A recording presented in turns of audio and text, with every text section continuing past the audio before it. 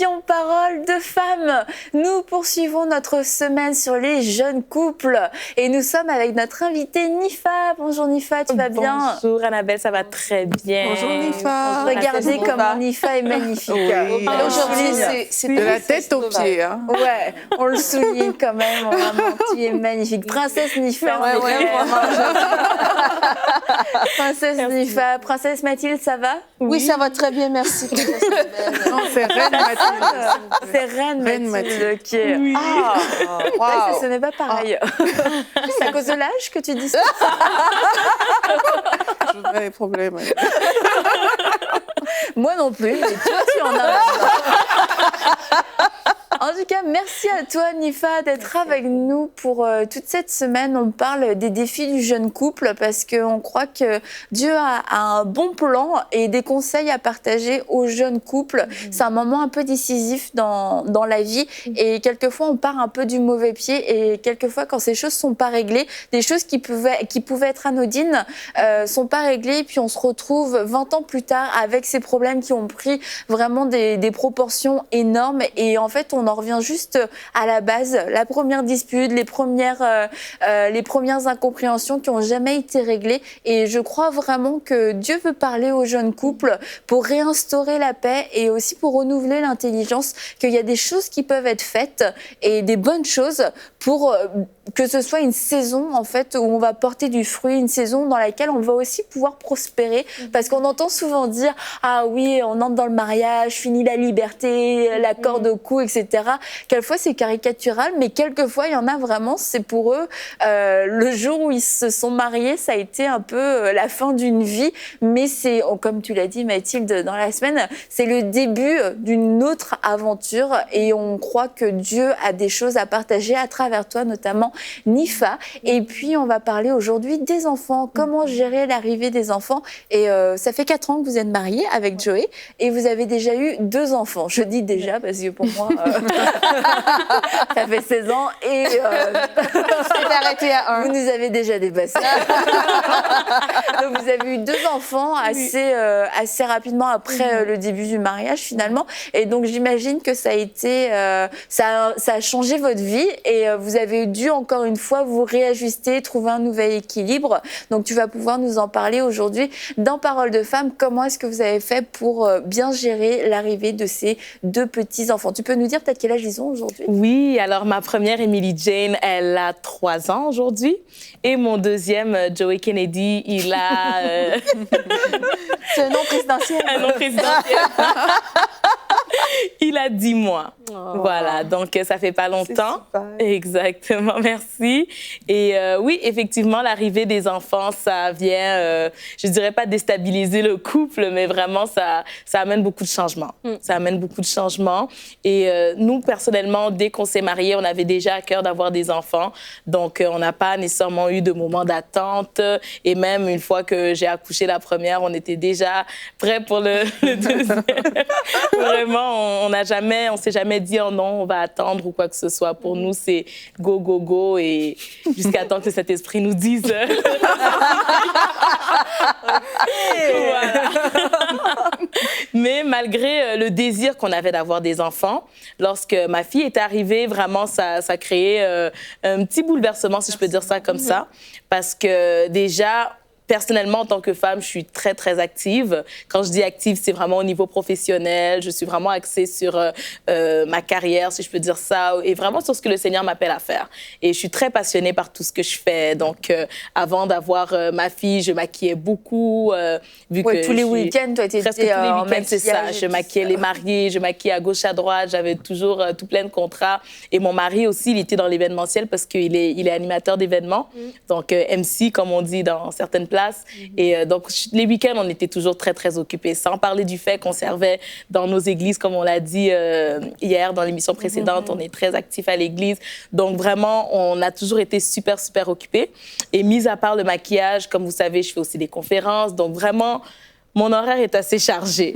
Maintenant, quand ma fille est arrivée, bien que je la désirais de tout mon cœur, j'ai été contrainte à ralentir un peu dans mes activités professionnelles et ministérielles. Ça t'a surprise que tu aies dû faire cet ajustement? Peut-être que... Tu croyais que tout allait se concilier un petit peu automatiquement et naturellement? Oui, voilà. En fait, j'ai pas pris le temps d'y penser plus que ça. Je savais que j'allais certainement m'ajuster, mais peut-être pas à ce niveau-là.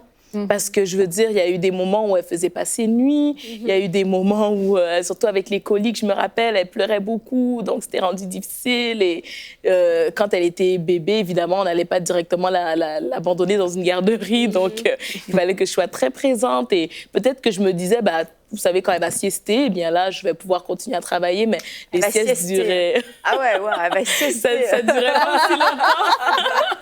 Des fois, après à peine 20 minutes, elle se réveillait, puis j'étais en plein coaching avec une cliente qui pleurait parce qu'elle avait des problèmes au niveau de sa vie émotionnelle. Donc, il y a la cliente qui pleure, il y a ma fille qui pleure, et là, ça pleure partout, là, je sais plus quoi faire. Toi donc, aussi, j'ai écouté, tu à pleurer. Je me à pleurer.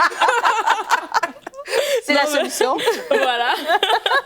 Donc, définitivement, ça a été ouf. OK, il y a des choses que je faisais que j'ai dû vraiment mettre de côté le temps que ma fille puisse grandir et être un peu plus indépendante et aussi, justement, rentrer à la garderie. Donc, oui, sur le coup, c'était, je vous avoue, un peu frustrant. C'est un peu frustrant. C'était frustrant, tu as eu comme un petit déchirement de devoir délaisser un petit quand peu même, cette partie-là. Absolument. Je veux dire, quand on a déjà une certaine routine et qu'on est très passionné par ce qu'on fait, c'est un petit peu déchirant de faire comme, je dois arrêter. Par exemple, une cliente pouvait m'écrire, écoute, Nifa, j'aimerais faire du coaching privé avec toi et tout. Puis j'étais obligée de lui dire, écoute, c'est pas possible parce que mon emploi du temps ne me permet pas de le faire. Parce que maintenant, je veux pas m'engager avec toi à 14 heures, je vais t'appeler. Puis c'est au même moment, ma fille décide de se réveiller et finalement, ça devenait beaucoup trop compliqué. Et je me suis dit, il vaut mieux mettre une pause là-dessus, me concentrer sur d'autres choses que je suis capable de faire de manière plus flexible et je reviendrai à cela quand ma fille serait éventuellement à la garderie. Même chose pour le maquillage. Je me déplaçais chez mes clientes pour aller maquiller. Des fois, je pouvais conduire 2-3 heures de route pour aller faire un contrat et tout. Mais maintenant, avec ma fille, j'ai dû abandonner tout ça pendant un petit moment. Le temps, encore une fois, qu'elle puisse grandir. Donc, ça peut amener une certaine frustration et c'est normal parce qu'on aime ce qu'on fait. Donc, c'est pas comme si j'avais un travail dans le monde séculier, que je faisais juste pour avoir un revenu, mais que j'ai pas tant d'attachement à ça. Je veux dire, souvent, même quand on est dans cette position-là, on a hâte au congé maternité. C'est enfin, je vais arrêter. Mais quand on est entrepreneur ou dans le ministère comme moi, c'est pas nécessairement la même réalité. Donc, on peut avoir une certaine frustration de « Oh, je peux plus faire telle chose qui me passionne tant parce que je dois me concentrer sur ma vie de maman. » Et c'est ça. Donc, il y a ce petit déchirement-là, mais c'est sûr qu'à la fin de la journée, comme j'ai dit, j'ai tellement désiré ma fille, j'ai tellement désiré mon fils qu'au final, c'est une grande joie. J'ai une grande joie. J'ai appris à embrasser cette saison. Voilà. Mais c'est ça, tu le dis très bien, c'est une saison. Ouais. Donc, on sait que cette saison-là aura une fin et que tu pourras reprendre les activités qui te passionnent. Et je pense aussi quand tu vas terminer, quand tes enfants vont être en mesure d'être plus autonomes, Dieu va toujours avoir des nouveaux projets pour toi. Donc, vraiment, je pense qu'il faut juste embrasser chaque saison. Et avoir des enfants, c'est tellement un privilège. Oui. C'est un privilège de pouvoir les voir grandir, de pouvoir déposer en eux ce que le Saint-Esprit a déposé en nous. C'est comme un transfert qu'on fait, c'est une saison de transfert. Donc, il faut voir ça, au lieu de transférer dans la vie des femmes, tu transfères dans la vie de tes enfants. Et donc, c'est toute notre perspective, je pense, aussi, qui fait qu'on est frustré ou qu'on ne l'est pas. Je pense que si on est consciente de la saison dans laquelle on est et que c'est un privilège de faire des transferts de gloire dans la vie de nos enfants, parce que moi, c'est comme ça, je le vois. Parce qu'on pourrait juste dire, c'est contraignant. On pourrait juste voir, avoir des enfants, ça chamboule tout mon couple, ça chamboule ma vie, ça chamboule mes objectifs de vie professionnelle. Mais en même temps, les enfants sont là et la parole de Dieu dit qu'ils sont une bénédiction. Donc, il faut trouver vraiment aussi, demander à Dieu, si je ne vois pas la bénédiction, c'est quelles sont les bénédictions? Mais c'est vraiment un privilège de pouvoir dire, j'élève des hommes et des femmes de Dieu, vraiment, parce que nos enfants seront disciples de l'Éternel. Et vraiment, on a une mission de déclarer la parole de Dieu, on a une mission de prophétiser sur leur vie. Et parce que, à cause de notre investissement aussi, leur destinée va être impactée par ce qu'on va avoir déposé en eux. Amen. Amen. Et c'est vraiment ce qui m'a aidée, en fait, à pouvoir surmonter ce petit moment de frustration. C'est que je me suis rendu compte, en fait, j'ai changé ma perspective. J'ai compris qu'en réalité, c'est une grâce pour moi d'avoir des enfants. Je connais tellement de personnes autour de moi qui veulent avoir des enfants, mais c'est pas encore arrivé et on croit à la promesse avec eux, mais ils sont là dans l'attente et tout. Et moi, après seulement quelques mois de mariage, je suis tombée enceinte. J'ai eu un très bel accouchement, des enfants en santé. Et je peux pas voir ça comme un fardeau ou quoi que ce soit. C'est une grâce, premièrement. C'est un privilège que le Seigneur m'a fait de m'accorder ces enfants-là. Donc, c'est d'être capable de changer la perspective, de voir les choses différemment, de comprendre que le Seigneur m'a fait un cadeau et je dois le chérir. Et peut-être même cette frustration que je ressens, c'est en fait l'ennemi qui essaie de faire en sorte que je réalise pas à quel point je suis en train de marcher dans la grâce. Donc, j'ai dû me dire, non, Seigneur, tu m'as accordé la grâce d'avoir des enfants. Si tu juges que je dois être maman maintenant, c'est probablement parce que je suis dans une saison où mes activités professionnelles vont ralentir un peu. Et le temps, en fait, que j'investis dans ma vie de maman, étonnamment, en fait, ça m'aide à grandir même dans mon rôle d'épouse et ça enrichit aussi mes enseignements, ce que j'enseigne aux femmes autour de moi. Depuis que je suis maman, ma perspective des choses a tellement changé. On voit les choses différemment et donc, c'est là qu'on voit vraiment que c'est la bénédiction de l'Éternel qui enrichit. C'est ça, ça enrichit, ça n'enlève rien. Exactement. Même si ça enlève un petit peu de temps de sommeil, peut-être, mais ça n'enlève rien à la prospérité générale qu'on peut vivre dans notre vie, dans notre intimité avec Dieu, mais aussi dans notre couple, parce que avoir des enfants, ça change la dynamique du couple. Et là, on était 1, après on est 2, on commence à trouver nos marques. Et là, on est 3. Et on se découvre nous-mêmes en tant que maman, puis on va découvrir notre mari en tant que papa. Quelquefois, il y a des bonnes surprises, mais quelquefois, encore une fois, il peut y avoir des surprises tout court. On pensait pas que ça allait se passer comme ça. On a peut-être du mal à gérer la fatigue. Et puis, on sait que quand on est fatigué, il y a beaucoup de personnes, en tout cas, quand elles sont fatiguées, elles sont un peu moins patientes. Elles sont peut-être un peu plus rapides à s'énerver. Et on connaît plusieurs jeunes couples. C'est difficile, en fait, de passer le cap du premier enfant parce que ça a généré tellement de fatigue. C'est pas que l'enfant n'était pas désiré. C'est pas qu'on voulait pas l'enfant. C'est pas qu'on n'aime pas notre enfant, c'est juste qu'on est fatigué quelquefois. Et ça peut juste générer des tensions un petit peu perpétuelles qu'on va retrouver tous les jours et puis ça va s'accentuer un petit peu tous les jours.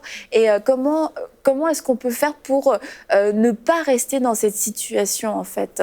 Mais je crois qu'il faut aussi comprendre que lorsqu'on a un enfant, c'est une nouvelle période d'adaptation par laquelle on va passer. Un peu comme on disait, lorsque tu viens de te marier, vous allez passer par cette période d'adaptation, vous allez vous découvrir en tant que mari, en tant que femme, vous allez voir vos différences et vous allez faire en sorte que ça puisse être en votre avantage. Eh bien, c'est la même chose lorsqu'on a un enfant. On se redécouvre, mais cette fois-ci en tant que parent. Et vraiment, moi, je l'ai vécu, je pense que mon mari envers moi aussi, j'ai découvert de nouvelles facettes de lui en tant que père. Je le connaissais à l'époque peut-être comme mon copain et après comme mon mari, mais là, en tant que père, c'était vraiment nouveau pour moi. Et j'ai dû apprendre à m'adapter. Il a ce côté, certaines personnes vont nous voir puis ils vont dire « Ah, c'est sûr que c'est toi, Nifa, qui est peut-être plus strict et Joey qui est plus, tellement qu'il est cool, c'est lui qui doit être plus laissé aller. » Mais c'est totalement le contraire. Joey est tellement strict. Ah oui? Oh oui. Et c'est moi, la maman plus cool, qui va blaguer avec les enfants et tout, et vraiment apporter un peu plus de douceur, si je peux dire. Mais vraiment, c'est intéressant. C'est intéressant parce qu'encore une fois, on est différents et ça vient créer un équilibre. Donc, pour aller dans le sens, dans ce que tu disais, Annabelle, c'est vrai que dans cette période d'adaptation-là, on réalise aussi qu'on a des moments où on est beaucoup plus fatigué qu'à l'habitude. Et ça peut faire en sorte qu'effectivement, on perd un peu de patience. Donc, nous, on a dû apprendre justement à pouvoir se laisser la chance aussi de grandir dans ce rôle de parent, se laisser la chance de s'adapter. C'est vrai que par moments, je peux être extrêmement fatiguée et il y a quelque chose qu'on a dit, je pense, durant le premier épisode, c'est qu'on est une équipe. On est une équipe, donc on a fait l'enfant ensemble, on va l'élever ensemble. Si je suis fatiguée, tu prends le relais et vice-versa. Donc, c'est pas parce que c'est moi qui ai accouché que c'est moi qui va nécessairement tout faire. Donc, on sait comment se départager les tâches. Pas nécessairement dans le sens d'être tout le temps 50-50. Ça a été inné ou vous avez dû en discuter? à certains moments, on a dû en discuter parce que il y a des choses, par exemple, que naturellement, peut-être que mon mari va penser comme, mais tu sais, elle va s'en occuper. Et moi, pour moi, c'est comme, OK, c'est vrai que je peux m'en occuper, mais je suis tellement fatiguée, est-ce qu'il ne pourrait pas m'aider? Et il y a quelque chose que j'ai appris durant cette période, c'est à verbaliser mes attentes, verbaliser mes demandes. Je ne peux pas juste m'imaginer que, il va savoir que je suis tellement fatiguée que je n'ai pas l'énergie pour faire telle et telle chose. Donc, j'ai appris à lui dire que, écoute, chérie, je me sens vraiment fatiguée, est-ce que c'est toi qui peux mettre les enfants au lit? En passant, c'est mon mari qui met toujours les enfants au lit. Donc, parce qu'il est plus strict. Il dort plus vite. Il s'endorme plus vite. Donc, vraiment, c'est lui qui fait les laits et qui berce les enfants jusqu'à temps qu'ils s'endorment. Ça, c'est vraiment son truc. Mais au début, c'était moi. Parce que naturellement, peut-être qu'il se disait, bah, tu sais, c'est la maman, c'est elle qui va bercer et tout. Mais ça donne qu'à la fin de la journée, je suis tellement brûlée que je lui dis, chérie, je t'attends dans la chambre, donc fais dormir les enfants. Et vraiment, il l'a bien pris. Il l'a bien pris et aujourd'hui, il le fait et tout. Et je suis contente de lui avoir verbalisé mon désir qu'il s'en occupe à la fin de la journée parce que moi, je suis fatiguée. Mais quand tu dis ça... Bon, je n'ai pas de bébé. Hein. Quand tu dis ça m'interpelle parce que dans certains contextes, ça va trop, on se dit, ça va de soi que voilà, la femme doit tout faire, elle doit tout porter et elle doit tout gérer concernant les enfants, principalement. Et aussi, du côté des femmes qui savent que, OK, ben moi, j'ai pas... on a fait l'enfant à deux, comme tu disais. Parfois, ça devient plus une revendication. Que ben, je suis pas... c'est pas à moi de gérer toute seule, c'est pas à moi de faire ci. Et de l'autre côté, mais c'est évident, tu es la maman, etc. Donc, quand tu parles de revendication, moi, de... verbaliser plutôt ce que tu penses. Mais là, c'est vraiment interpellant parce qu'il faut pouvoir s'asseoir vraiment et communiquer. Et même avant que le bébé n'arrive, hein, il faut pouvoir se dire des choses comme, ben, OK, c'est une nouvelle saison dans laquelle on va rentrer. Ben, comment toi, tu vois cette saison? Et comment l'autre aussi voit cette saison-là? Moi, je pense que ça ferait une différence. Je le dis de ce que j'ai déjà pu voir. Hein. Ça ferait une différence dans certains couples que juste de pouvoir mettre des mots sur les attentes des uns des autres dans cette saison de leur vie, en fait. Exactement. Et vraiment... peut-être que la culture peut jouer aussi un rôle parce que la manière dont on a été éduqués, les modèles familiaux qu'on a pu avoir sans forcément être mal intentionné. Mais tu le disais, Nadine, dans la semaine, quelquefois, c'est toi qui as dit ça ou tu l'as pas dit? Tu n'as pas encore dit ce que tu vas dire. Ah, bah... si on était vraiment amis, tu saurais ce que je veux dire. Qu'on reproduisait même quelquefois de façon inconsciente les schémas qu'on a eus autour de nous. Et quelquefois, je pense que pour la grossesse et avoir des enfants, c'est un peu pareil. C'est tellement l'inconnu, en fait, que bah, peut-être dans ta tête, c'est comme bah, forcément ça va fonctionner comme chez moi. Donc si chez moi, mon père participait aux tâches et qui s'occupait des enfants, c'est évident que toi, tu vas le faire. Mais peut-être que lui, il n'a jamais rien fait chez lui. Et c'est aussi de voir comment, en tant que femme, comment ton mari se comporte quand il est chez ses parents. Est-ce qu'il se lève? Est-ce qu'il débarrasse? Est-ce qu'avant même qu'il ait dit un mot, sa maman lui a déjà tout donné? Ah, toi, tu veux ci, tu veux ça. Tu dis, bah, peut-être qu'il a une certaine éducation ou on l'a beaucoup servi. Et je crois que bah, il faut prendre en compte, ouais, voilà, le contexte culturel. Et notamment si on est de deux cultures vraiment différentes, de se dire bah tu sais, j'aime ta culture, j'aime ce qu'il y a dans ta culture, mais il va falloir qu'on se mette juste d'accord pour pas que au moment où l'enfant va arriver qu'il y a un clash en fait. Ouais. Exactement. Ben, des fois c'est pas nécessairement juste au niveau de la culture. Tu as tout à fait raison, mais des fois c'est juste qu'on vient de deux familles qui ont des dynamiques différentes. Dans notre cas, nos familles étaient vraiment différentes. À la Fondation, deux bonnes familles, mais qui ne fonctionnaient pas de la même manière. Ça fait que, ben, moi, je me souviens que j'ai expérimenté, quand mes filles étaient petites, des moments de frustration où je me disais, ben, il va deviner, il devrait le savoir. Et je verbalisais pas mes attentes. Et donc, je verbalisais mes frustrations. C'est ça qui arrive. Ouais, c'est ça. Mais j'ai appris que... De façon sarcastique? Non, mais vraiment, pour vrai. Non, mais je vais verbaliser mes frustrations, bien sûr. Non, mais en vrai. Non, mais parce que quelquefois, quand tu verbalises de façon sarcastique, c'est pris au premier degré. Oui. Ah, tu voulais pas que je me lève? Oui. OK. C'est pire. Ah, je pense que je l'ai fait de toutes sortes de manières. Je voulais juste le message passe. Mais au bout du compte, j'ai réalisé que, ben, on se comprenait pas si je parlais pas. Voilà. Il pouvait pas deviner. Puis souvent, on pense, on se marie. La première émission, l'émission de lundi, on a parlé des conflits. Et ben, des fois, ça vient du fait qu'on pense que l'autre connaît nos attentes sans qu'on les verbalise. Voilà. Eh bien, cette dimension dans le couple devient encore plus importante quand on a des enfants.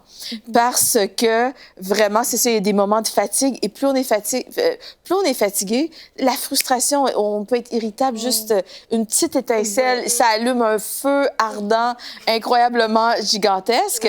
Mais finalement, c'était rien, mais c'est juste parce qu'on était trop épuisés.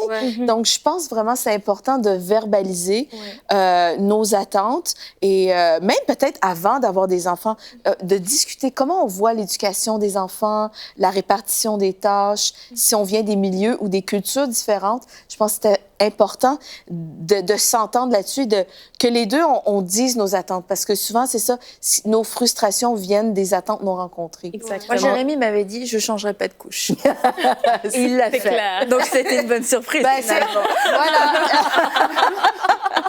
Moi, j'aimerais rajouter que, alors qu'on parle de différence de culture, je crois que peu importe qu'on soit de cultures différentes ou de dynamiques familiales différentes, c'est que la culture qui doit prédominer, c'est la culture du royaume. Amen. Et la culture du royaume, c'est l'entraide, c'est l'amour, c'est le partage, c'est toutes ces choses-là. Voilà. Et donc, de savoir que d'abord, oui, l'arrivée d'un enfant va tout changer. Et puis des fois, on minimise l'arrivée d'un enfant parce qu'on est allé chez une amie, puis on a vu son bébé qui dormait. On ne comprend pas que nous, non, mais c'est vrai. Ça, c'est à tous les 3 heures. D'abord, le temps que tu le donnes, le biberon ou le sein, le temps qu'il digère et le temps qu'il se réveille, ça passe très, très rapidement. Et c'est pas vrai que pendant qu'il dort, tu auras le temps de faire tout le ménage. Non, le temps passe très vite. Et d'abord, de savoir qu'il y aura des attentes, de se préparer. Moi, je me rappelle, avant qu'on ait notre première fille, j'avais acheté le livre là, qui dit What to expect, when you're expecting. Un gros livre comme ça qui te parlait de tout ce que tu dois attendre quand tu vas avoir un enfant. Et c'est vrai qu'on ne te fie pas juste à ce que ta mère, ta sœur te dit, renseigne-toi. Et ça, c'est dans tous les domaines, hein, même au niveau de ton corps, de ce qui va changer, de l'attention. Tu sais, ça disait dans le livre que des fois, l'homme va se sentir comme s'il est relayé au 2e degré parce que ton attention est tellement portée sur ton bébé. Puis je me rappelle l'avoir dit à mon mari, il dit, ben non, je ne peux pas être jaloux d'un bébé. J'ai dit, mais c'est écrit dans le livre, à la page 203. Mais au moins, c'est qu'on était déjà préparés, tu vois, à toutes ces éventualités-là. Et puis après, maintenant, une fois dans le quotidien, oui, de gérer vos attentes et de verbaliser. Je crois qu'en tant que femme, des fois, on veut tellement tout porter. C'est même pas que l'autre veut pas aider, mais on se dit que si on arrive à tout faire, c'est qu'on est vraiment, tu vois, des bonnes femmes, tu vois. Mais de savoir que non, c'est votre bébé à vous deux. Et c'est vrai qu'il y a des choses que tu vas faire au début, comme par exemple de faire le dodo ou le bain ou peu importe, que tu le fais parce que c'est ton rôle. Mais après, tu te rends compte que l'autre le fait mieux et ça t'enlève rien. Voilà. Et lui aussi, ça la rajoute à quelque chose. Et de dire, la dynamique que nous, on veut créer, c'est la dynamique qui va fonctionner pour nous. Donc, la dynamique de nos parents, c'est la dynamique de nos parents. Gloire à Dieu, ça a marché pour eux. Voilà. Mais nous, on doit découvrir notre propre dynamique parce qu'on n'est pas nos parents. Et ça, c'est important de juste avoir cette disposition-là, de ne pas être gêné, de demander, de ne pas être gêné d'en parler, de ne pas être gêné de chercher à trouver votre dynamique à vous, parce qu'à la fin de la journée, il faut que vous puissiez perdurer après la venue du bébé pour pas que ça vous a tellement frustré que vous ramassez des blessures qui vont vous accompagner plus tard, en fait. Ouais, et j'aimerais rajouter à ce qu'elle dit, en fait, sur le point de... parfois, en tant que femme, effectivement, on a l'impression que plus on en fait, et plus ça veut dire qu'on est des bonnes femmes. Mais parfois, c'est vraiment, encore une fois, un mensonge de l'ennemi pour nous faire, en fait... finalement détester notre bénédiction parce que au final notre enfant, au lieu d'être une bénédiction pour nous, l'enfant nous fatigue plus qu'autre chose. Et quand je lis le livre le Proverbe 31, en fait, quand je lis le passage du Proverbe 31 sur la femme vertueuse, j'aime quand ça dit qu'elle donne des ordres à ses servantes. Nous aussi. Amen. Amen. C'est bien. Même elle, dans tout ce qu'elle faisait, elle avait des servantes. Il y a des personnes à qui l'aidaient, en fait, dans ses nombreuses tâches. Donc, peut-être que tu n'as pas de servante, mais peut-être que pour toi, c'est ton mari qui va t'épauler, qui va t'aider, etc. Ou peut-être, effectivement... Sortez pas cette phrase de ce contexte. C'est bien de préciser. cette phrase. Oui, parce que la femme vertueuse, elle faisait des ceintures, elle filait la laine, elle faisait des vêtements chauds, elle faisait plein de choses. Elle cuisine. Voilà. Elle dort pas, en gros. Exactement, elle dormait à peine.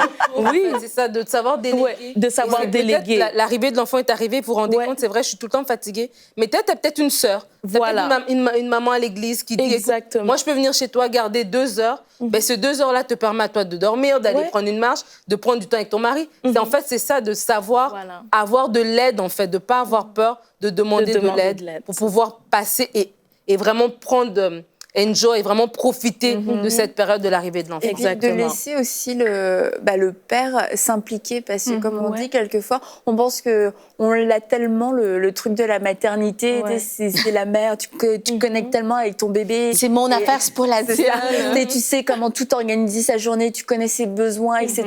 Mais peut-être, oui, qu'on arrive mieux à discerner les besoins de notre bébé, surtout au tout début, mais notre mari peut reconnaître aussi nos besoins. Et quelquefois, ça peut venir de lui de dire, tu sais, peut-être que un tel peut venir nous aider et puis tout de suite on va le prendre sur la défensive comme vous l'avez dit, mais c'est de se dire peut-être que oui, mon mari il n'a pas pensé tout de suite aux besoins du bébé, mais il a pensé aux besoins de la maman et aux besoins de sa femme et de savoir écouter, de savoir reconnaître que ça peut être sage et qu'il a peut-être pas le même rapport avec l'enfant, la même façon de faire, que oui, il n'a pas de montée de lait donc il peut pas comprendre. Non, il y a des choses qu'il peut pas comprendre, c'est certain.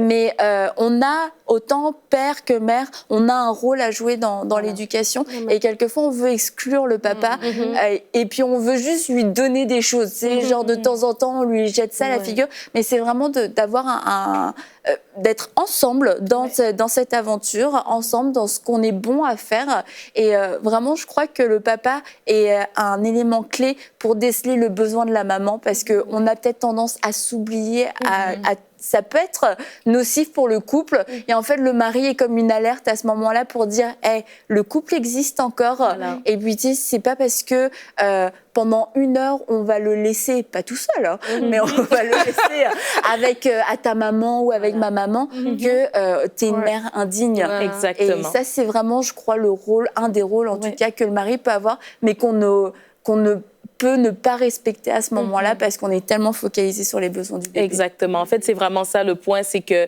parfois on veut tout faire, mais tu peux demander de l'aide à une cousine, tu peux demander de l'aide à une sœur et voilà, pour justement aussi t'investir dans ton mari. Parce que comme tu l'as dit, le couple existe encore et on ne peut pas le délaisser à cause de l'arrivée d'un bébé, ce qui est très tentant de faire et très dangereux. Donc, mais d'ici la fin de la semaine, vendredi, tu vas nous en parler comment maintenir une vie de couple passionnée, même avec des enfants. Tu vas nous expliquer comment on peut faire ça, mais demain, on va parler de comment prendre soin de nous en tant que femmes, comment ne pas tomber dans la négligence, etc., parce qu'on est fatigué, parce qu'on a tellement de choses à faire. Tu vas nous expliquer tout ça demain, Nifa, comment on peut prendre soin de nous. Exactement. Alors, on en parle demain dans Parole de Femmes.